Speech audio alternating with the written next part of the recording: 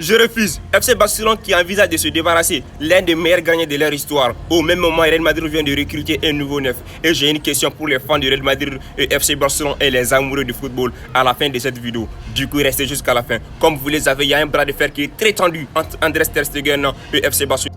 Je sais que vous n'êtes pas au courant, mais Ter Stegen refuse que le Barça envoie son rapport médical à la Liga. Le club ouvre une procédure disciplinaire contre son joueur.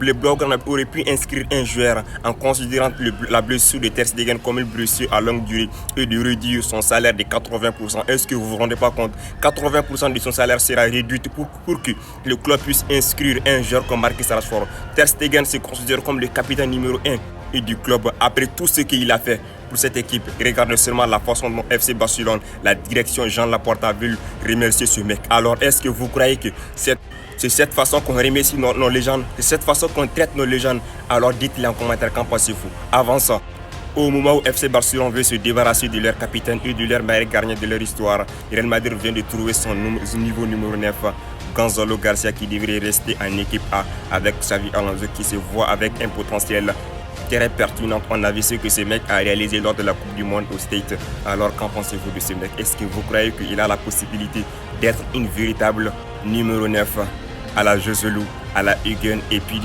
à la Karim Benzema? Et la question que je tenais à vous poser, entre l'attaque du Real Madrid et celle du FC Barcelone, croyez-vous quelle attaque marquera plus de buts la saison qui est à venir? Dites-les en commentaire.